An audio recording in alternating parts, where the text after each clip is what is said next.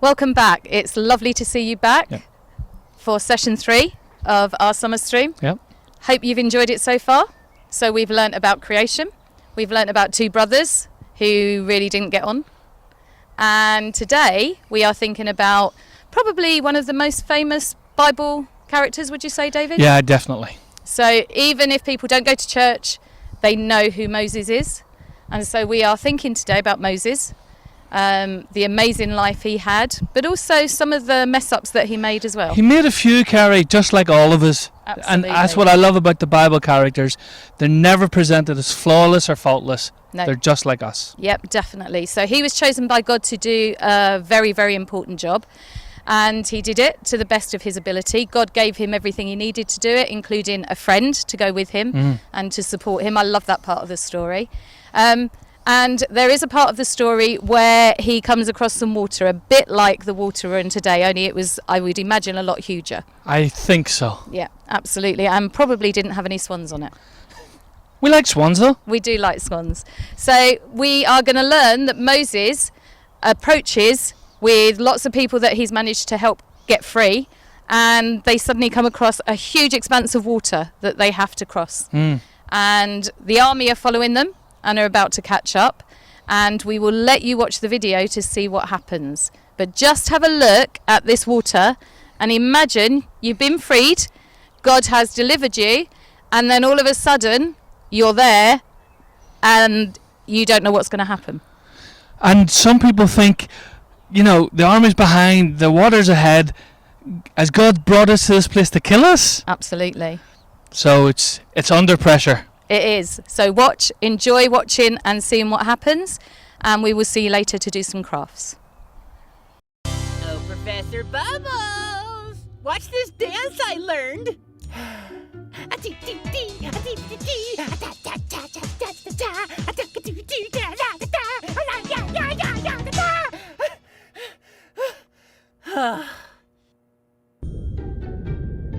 I've put a lot of work into this dance. Can't you even give me a little smile? You love it. Hey there, Stu. Oh, hey, Gus. What you doing? Oh, you know, just making Professor Bubbles smile. How'd you do that? Would you like to see? I can show you. Sure. Okay, stand back. A little further. Little further. Oh, that's too far. Come back. Come back. Come on, Stuart. Okay. Here we go. And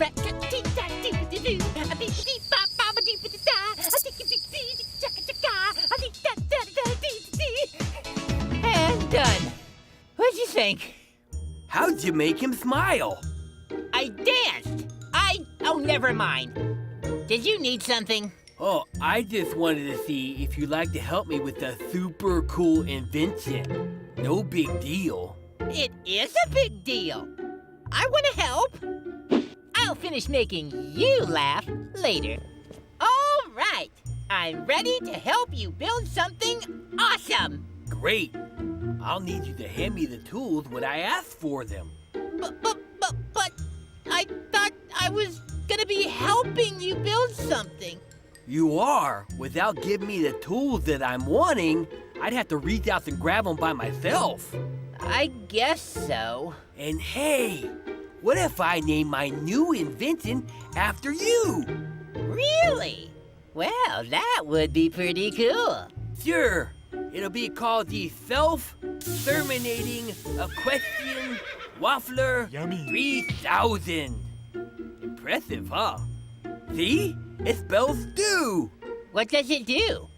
It's a waffle iron that makes waffles in the shapes of horses. Wow! That's my favorite food and shape. So, are you ready? I sure am. Hammer. Hammer. Hammer. What is a hammer? I should know what a hammer is. Maybe if I hand him something, he'll think it's a hammer and then be able to use whatever it is as a hammer. Hammer! This won't work. Oh! I'm so sorry. I thought you said rubber chicken. Hammer and rubber chicken don't even sound alike. Yeah, but, both words have letters in them. So, you can see how I may have been confused. I guess so. Let's try this again, Stuart. Okay. Get it together, Stuart. You can do this. Crescent wrench. Crescent wrench? Oh no. What do I do? Let's see. What did I do last time? Crescent wrench. Crescent wrench.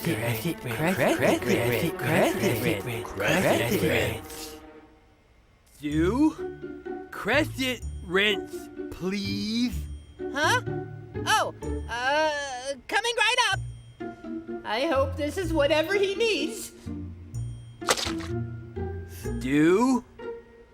Yeah, Gus? This is not a crescent wrench. I need a crescent wrench. Stu? Stuart!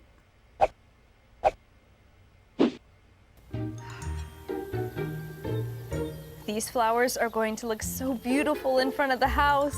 Oh, I just love being out here in nature, doing one of my favorite things, being in my garden.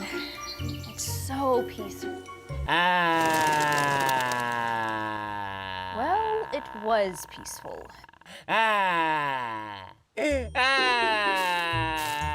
Stu, what's going on? Why are you crying? Where's Gus? He's in his room, making a cool invention. Is Gus being rude and not allowing you to help him? No, he even tried to include me, but I can't do anything ever, so I ran away.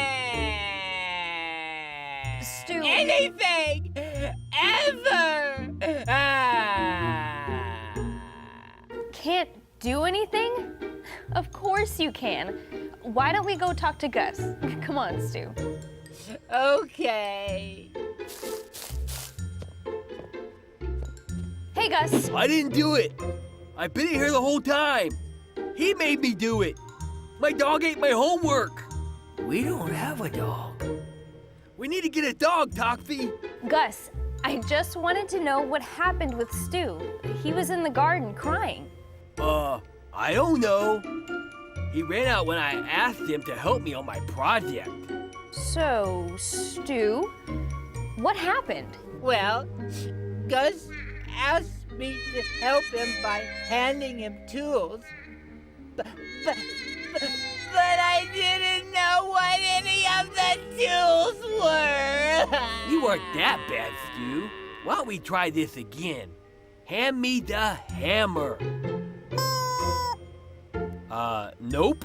Crescent wrench. And no. He's not that great. I was so stressed, I couldn't even remember what any of the tools were called. You don't have to be stressed, Stu. I don't? No, of course not. God has a plan for all of us. Just look at the life of Moses. God used Moses to free the Israelites from Egypt. He had plenty of reasons to be stressed, and yet he trusted God. Let me tell you about the story of Moses. In Egypt, the Pharaoh was afraid because there were so many Israelites in the land. Because the Pharaoh feared their great number, he ordered the male babies to be killed. So, one Israelite woman had a baby boy named Moses. She hid baby Moses in a basket and placed the basket in the reeds of the Nile River. One day, while bathing in the river, Pharaoh's daughter found Moses in the basket, and she raised him as her own son, and he grew up as a prince. Years later, as an adult, Moses saw an Egyptian beating an Israelite slave. Moses attacked the Egyptian and killed him. Then, Moses ran away from Egypt into the desert. While Moses was in the desert, he met a woman named Zipporah. They were married and Moses became a shepherd. While Moses was watching over the sheep, he came across a burning bush. The amazing thing was, the bush didn't burn up because God's presence had come down on the bush. God had a message for Moses. You see, God was going to use Moses to set the Israelites free from the Egyptian rule. Once in Egypt, Moses and his brother Aaron went before Pharaoh to tell him that God wanted the Israelites to be free. But Pharaoh refused. So God sent plagues into Egypt as punishment for Pharaoh's hardened heart. The first plague came when Aaron dipped the staff into the water. Once he did this, all of the water turned to blood. Then God sent frogs to plague Egypt. After that, there were flies and gnats infesting the land. Next, the Egyptians' animals began getting sick and even died. But still, the Pharaoh would not let God's people go free. So the plagues continued. The Egyptians began breaking out in boils and sores. Then hail rained down, covering the land, and next were locusts. Pharaoh wouldn't listen, so the land was covered in darkness for 3 days. Because Pharaoh would not let the Israelites and their livestock go free, God said that the firstborn in the land would die. The houses that would be spared would be the houses that put lamb's blood on the doorposts. The next day, Pharaoh had lost his son, and he was so distraught.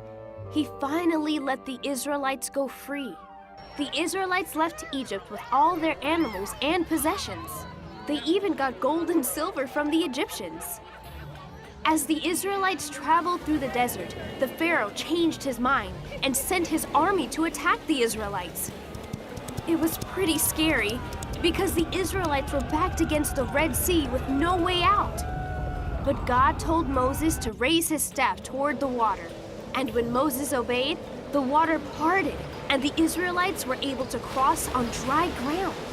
The Egyptians followed them. Once the Israelites were safely across, God told Moses to raise his staff once more.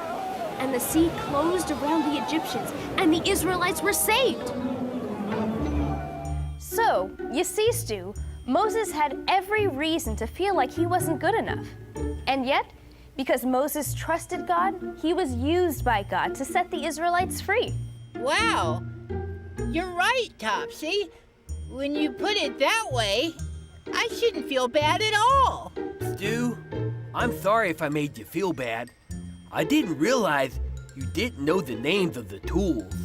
That's all right, Gus. And Stu, Gus is good at building things, but you have your special skills too. Like what? Oh, I know. Dancing?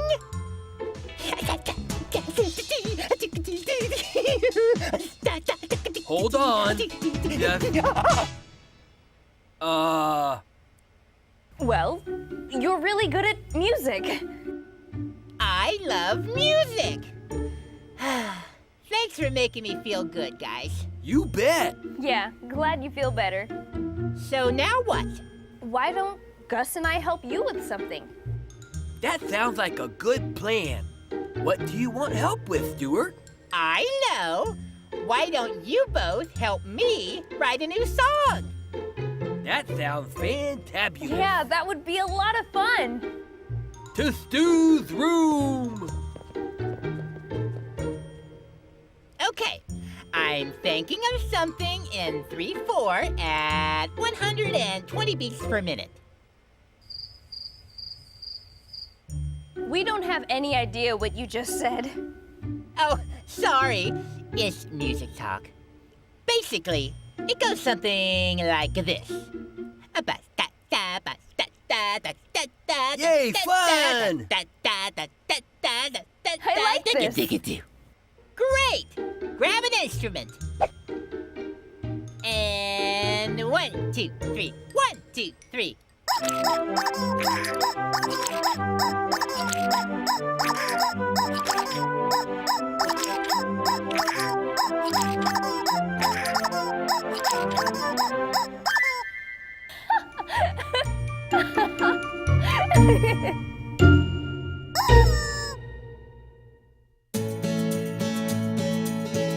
Oh, hey, kids! your help.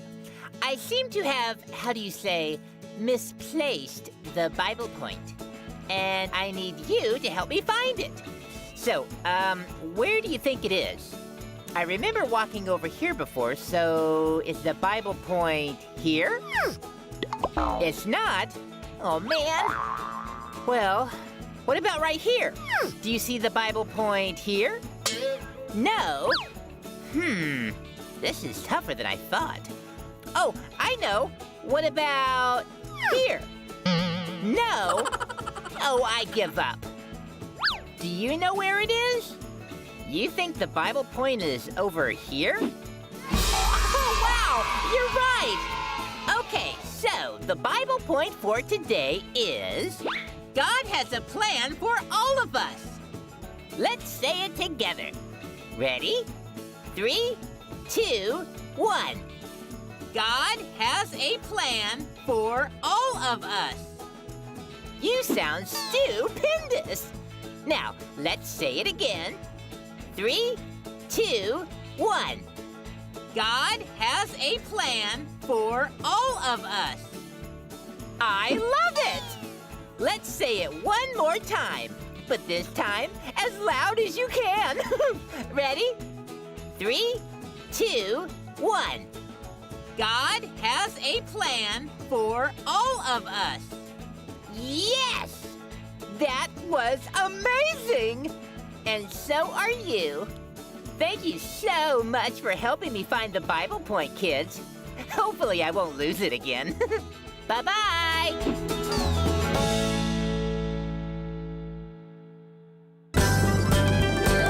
It's Topsy's trivia time! Hey everyone, it's me, Topsy. Are you ready for today's trivia questions? Great! All right, let's go! First question. At the start of the episode, Stu did a funny dance to get Professor Bubbles to do what? Was it to cry, to smile, to pray, or to do a flip?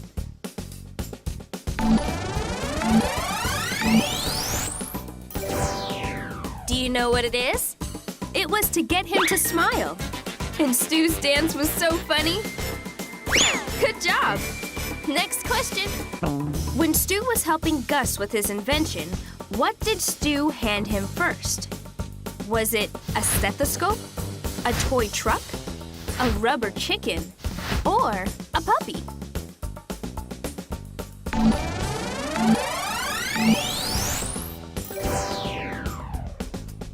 Got your answer? It was a rubber chicken. Something only Stu would do. Great job! This one's true or false. Gus's invention was a waffle iron that made waffles in the shapes of horses. Do you know what it is? This is true. Boy, does he have some fun ideas for inventions. Ready for the next one? Pharaoh was not afraid of the Israelites in the land. Time's almost up. Do you have your answer yet? This is false. He was scared because there were so many Israelites in the land. You guys did great! Thank you so much for playing with me. See you next time.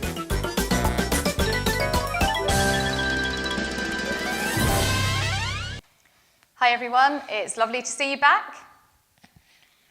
Can you say hello? Hello. You gonna wave? Fantastic, well done. So we have learnt 2 stories so far from our Superbook series, and our story today, Mercelin, is about a man called Moses. What you have found out already is that Moses, when he was born, was put in a basket by his mum and sailed down the river. Have you ever been for a ride on a river in a basket, Mercelin? No. No, nor have I. But what they had to do was put him in a basket, and they would have woven the baskets. So we're going to combine 2 things. So first of all, we've got a fish. Do you think they might have seen that sort of fish in the river? You don't? I think they might have done.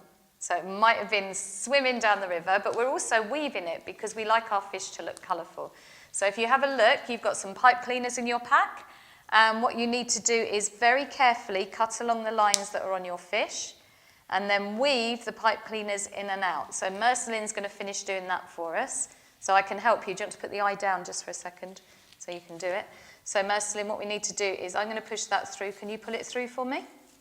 Can you pull the pipe cleaner through? Very carefully so we don't rip it. Keep going. That's perfect. Well done. Does that look nice and sparkly? And then I'm going to push it through again, and then you can pull it through for me. You ready? Keep going. Well done. Brilliant. And then we just need to tuck that under. So if you stick the pipe cleaners down on the side of the fish that you're not going to see, and then it turns the fish into a nice colourful one. And you've got lots of pipe cleaners, so you can really weave it in and out and make it nice and colourful. But that fish can't see where it's going. What does it need? Eye. An eye. And Mercelin's got a good googly eye there, and she's going to put lots of glue on it to stick it on for us.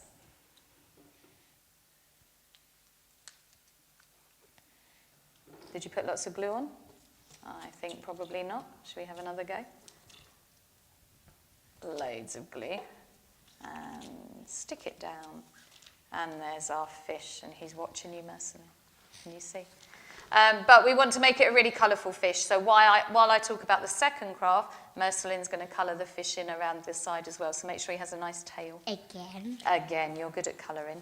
So if you can do that. And then the second craft that you've got in your pack is you have got a sheet with all the different plagues that Moses told the Pharaoh that would happen in order to free the people.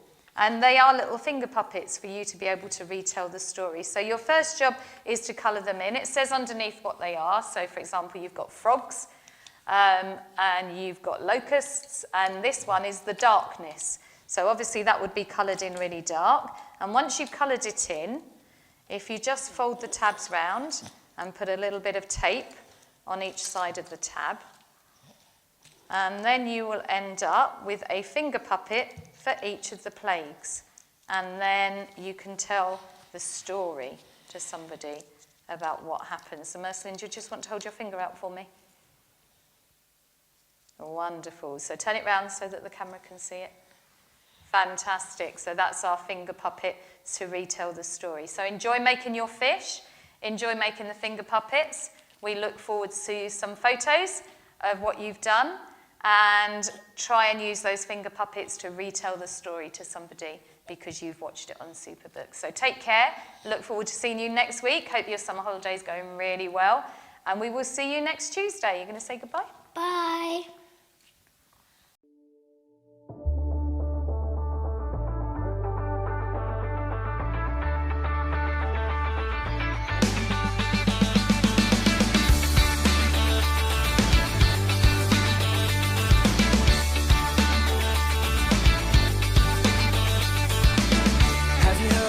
Called Savior. Have you heard of his perfect love? Have you heard of the one in heaven? Have you heard how he gave his son? 'Cause I have found this love. I believe in the Son. Show me your way. Jesus, you are my best friend, and you will always be, and nothing will ever change that. Jesus, you are my best friend, and you will always be, and nothing will ever change that.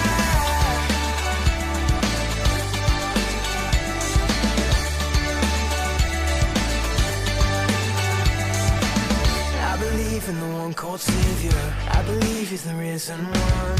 I believe that I'll live forever. I believe that my King will come, 'cause I have found this love. I believe in the Son. Show me